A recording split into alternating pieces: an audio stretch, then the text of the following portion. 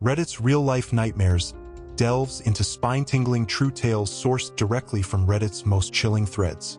Encounter encounters with the supernatural and brushes with mortal danger as ordinary individuals share their harrowing experiences with the inexplicable and the macabre. Led by Read It, prepare to be gripped by fear as we journey into the heart of darkness. Subscribe now to confront the chilling truths hidden within Reddit's darkest corners. Smoke a screens why? So I'm sure this isn't really scary, per se, more eerie in the sense it's something I don't have an answer for. Be warned, there is quite a bit of backstory, so sorry for the length. It all started in September 2006 when I get really ill with a high fever.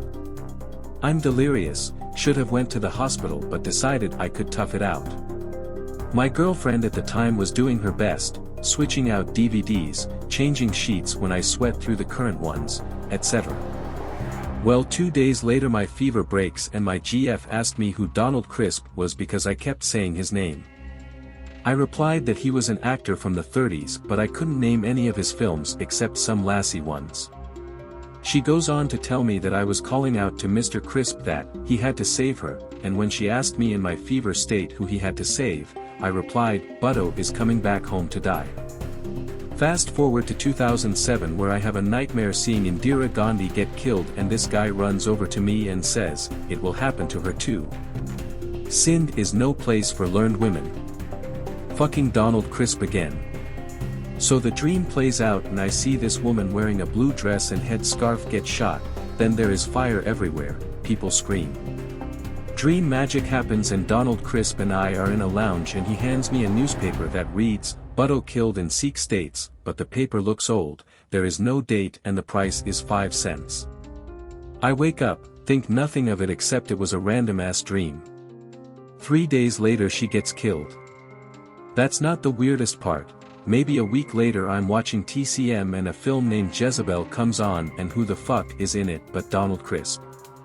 Dem thick legs. A friend of mine and I were driving home from high school one afternoon when we came to a red light at a main intersection. The left turn light turns green and my friend accelerates, maybe a bit too quickly, his tires peeled out a little bit. Suddenly, the green pickup truck that was behind us speeds up next to us on our left and the driver is a scary-looking bald man that is clearly yelling at us, even though the window is rolled up. We unfortunately get to another red light and I alert my friend as the truck driver pulls up right next to us again at the light, left side this time. The driver motions us to roll down our window and we try to decline as politely as possible. That's when he makes a gun with his hand and points it at us, and then points it at his head and pulls the trigger. He starts making moves toward his glove box and the light turns green. We both just look at each other with looks of terror and my friend guns it as we both scream. The truck peels out towards us and is tailing us, right on our ass. I decide the best thing to do is to try and lose him near my house in my neighborhood. I'm familiar with the area and if we get ahead of him enough we can pull into a cul-de-sac before he spots us. Sure enough, he is following us the whole time, and as we pull into my neighborhood, I tell my friend to speed up quickly and pull a left into a subdivision. It worked. We speed down until we find a busy-looking cul-de-sac and park behind a car on a driveway. We lay low and eventually see the truck drive by, right by the street we chose to hide in. Huge sigh of relief. At that point we decided to just chill out and try to laugh about it. We don't know what could have happened. We ended up calling the police and meeting up with an officer to make sure we could get home safe. Never saw the fucker again. TLDR, for no reason apparently, some crazy driver motioned to shoot me and my friend in the head and chased us around my hometown. I found a way to lose him and eventually escaped. Beer me now 34. My friend and I decided to take a trip from our Midwest state to Florida to celebrate our college graduation. We stayed in Atlanta on the first night of the trip. We were outside of a dive bar, the Highlander, and this friendly guy and his girlfriend started making small talk with us. Simple questions like, where are you from, and where did you graduate from college, and so forth. We found out they were from Rockford, Illinois and had just graduated as well. We all left together as they wanted to go back to their hotel and we wanted to get to another bar. They left in his black 05 BMW Z4 convertible with a Chicago Bears decal on the back. Anyway, the next morning we, hungover as hell, decide to hit Route 75 to finish our trip down. We hit horrible traffic. Bumper to bumper for well over an hour just about 50 miles south of Atlanta. We get to the source of the traffic and it's people rubbernecking a one-car accident. 2 blue tarps over corpses and a wrecked black 05 BMW Z4, with its top open, on its side right next to them. The Chicago Bears decal confirmed what we already knew. Man. Her severed arm was right next to one of the tarps. Uncovered. It unsettles me. I don't even remember their names, or if they even told us, yet I think about them a lot because they were my age. What would they be doing? They wanted to marry but weren't engaged yet. Would they have kids now? Ugh. Josh 2067. One day, I found out my uncle was in the hospital because his heart problems caught up to him. So my family and I called the hospital, and we talked to him. He always could make any situation a bright situation, he had the best sense of humor. He was making jokes and I was trying to laugh as I was crying, and trying to sput words out through the tears. We had to hang up before I could say bye or I love you or anything. The next day we got a call saying how he died, and that he wanted us to know first. The next morning, I just woke right up, my eyes flew open. I don't know why, I just did. Then I saw an orb banging of the walls and flying around. I had a feeling it was him, so I asked, Are you my uncle? Dennis, it responds with floating over the picture I have of him on my wall. Then I hear a whisper in my ear, in his voice, because it fucking wanted to, it has his rights. That was the ending to our favorite joke that could make me smile anytime. It's not so much creepy, but it felt good knowing that he was okay. Miss you Dennis, smiley face. Todd_Popolopoulos. When I was a kid I was trying to get to sleep at my grandma's house, tossing and turning. I rolled over one time and there was a kid standing next to my bed, seemed to kinda be glowing. He was wearing like really old clothes and holding a big birthday present and a party hat. Rolled over, shut my eyes tight, and forced myself to sleep. Few years later I'm laying in bed, first night sleeping in our new house, look up and see a bright ass light in the corner of my room. Soon as I look it kinda swoops down over me and out my door, sup loud buzzing as it goes that left my ears ringing for a while after. Aside from those just random weird things like, when you have a TV on behind you and someone walks by and blocks the sound. That, but when nobody else is in my room. Almost forgot. Years after I saw the boy in that room my uncle had moved into that room, something like 10 years later or better IIRC. Wakes up to the feeling of someone sitting down on the end of his bed, looks, nothing there. A few minutes later he feels whatever it was get off the bed. Nikto the. My fiancé traveled all around the states for work and we were living in Texas. We got the call for another job in PA, so before going out there we decide to visit our families in CA. Now for some reason I had a horrible feeling and we got in a fight about going home.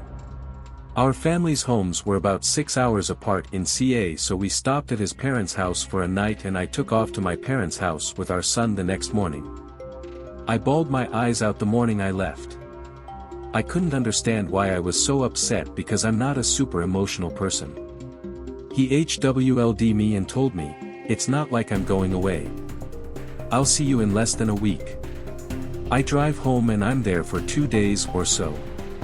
I talked to him on the phone late one evening and he sounds really tired. I get off the phone and quickly fall into sleep. I find myself having an overwhelming feeling of cold. Like I'm all alone and sorrow and blackness is enveloping me. It was the scariest feeling I've ever experienced. The next day I try in vain to reach my fiancé by phone. I get the most heartbreaking phone call ever about 6 p.m. He was gone. Passed away in his sleep from heart disease-related problems. I felt him leave me. I know this now. It was creepy and scary and I can never shake the feeling. I miss him every day. Question King. I have been wanting to share this story that happened in my life for quite some time. It still gives me chills to think about it. The story I am about to tell you is true and still affects my life every day. A little backstory: when I was 19 years old I met a girl and we started a relationship. We had 2 beautiful daughters together, but as a lot of young couple do, we struggled with money. My girlfriend was of native background but moved off the reserve to live in the city with me. Flash forward to 2005 and we are living in a rented house with our children. My girlfriend's youngest brother named Clinton comes to stay with us for a couple weeks. He was 16 years old and a good kid. One night when we were all asleep I awoke to some strange sounds coming from the living room where Clinton was sleeping. I walked over to him and he was still fast asleep, but he sat up on the couch and started howling in the night like a wolf. I have never heard such primitive sounding noises coming from a human being before. I passed this off as some kind of strange dream he was having. A couple days after this happened, Clinton invited us out to dinner at the Keg, which is a pretty expensive place for a 16-year-old kid to be buying us dinner. The whole time we were having dinner I found it so odd that this young man was kind enough to take us all out for expensive dinner. The next day when my girlfriend and I woke up, Clinton was gone, and then we got the dreadful call that he had been killed in a car accident on the way back to the reserve. Our hearts sank and my girlfriend and I were sad and confused. I couldn't help but think about that night I heard him making sounds like a wolf and thinking that it was his soul starting to exit his body, and that the dinner he bought us was like the Last Supper, just like in some sort of way he knew he was leaving. At Clinton's funeral my girlfriend's older brother Joe was there and he was not doing well. Joe was breaking down and crying. After the funeral Joe was hugging the tombstone and didn't want to leave. After the funeral the natives had a fire for Clinton and we were all sitting around sharing stories about him. I remember sitting at the fire and looking in the sky and seeing a black crow circling the fire over and over again. I found this strange because as far as I could see in any direction in the sky there were no birds, just this one black bird. About a month later my girlfriend and I were back at home in the house we were renting and we get a call on the phone. Her older brother Joe had been killed the same way Clinton had been killed in a car accident near the reserve. You can imagine how this would affect a family that is already hurting from such a huge loss. At the funeral my girlfriend was hanging around the tombstone the same way that Joe was at Clinton's funeral, and again like Clinton's funeral the natives had a fire for Joe. At the fire I looked up in the sky and I shit you not I see 2 black birds circling the fire, and then I knew. I looked everywhere in the sky and they were the only 2 birds I could see. About 2 months later my girlfriend wakes up in the morning to tell me she had a dream that our house burnt down and we all died in the fire. She was already superstitious and believed that there was a native curse on the family. After she had the dream about the house fire she decided to pack the kids up and stay at friends for a night or 2. While she was away at her friend's house I ran into an old high school friend named Tim. Tim and I love music and decided to jam and rock out at my place since my girlfriend was away. After a long night of jamming Tim went home and I passed out on the couch. The next morning I went to work and after an hour at work I get a call that my house is on fire. I arrived at my house to find what looks to be a movie scene, police cat iron tape, and my house literally burnt to a crisp. If my family had been in that house there is no question in my mind that we would have been dead. A short time after this my girlfriend and I separated. I got custody of my daughters and she moved back to the reserve to live with her family. I ended up meeting someone new and got married. My children lived with me and my new wife and visited their mother on the weekends.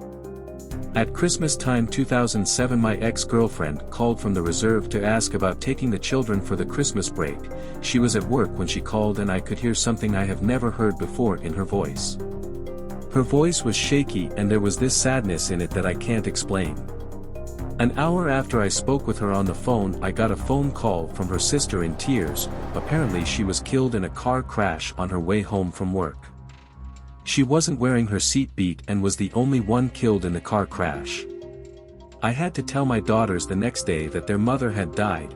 It was the single hardest thing I have ever had to do in my entire life.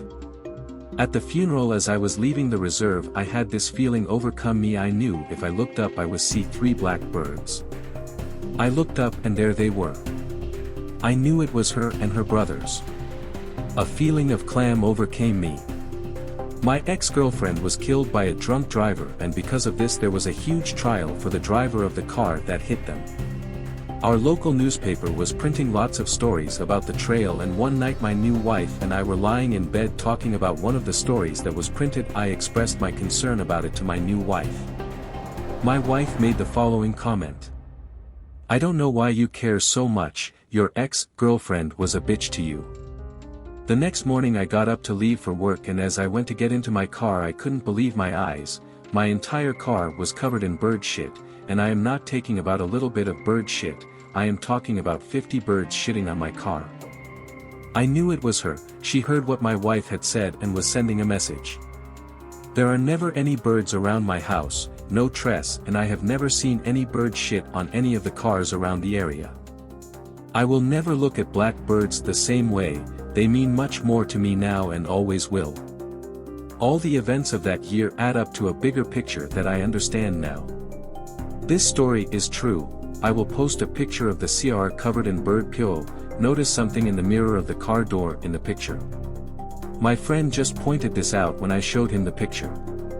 Eric Otter Stratton. I may be a little too late to this, but I will never forget this one. I was probably in the 7th grade, and was staying at my best friend's house. He lived in a rural area, right outside of a small town.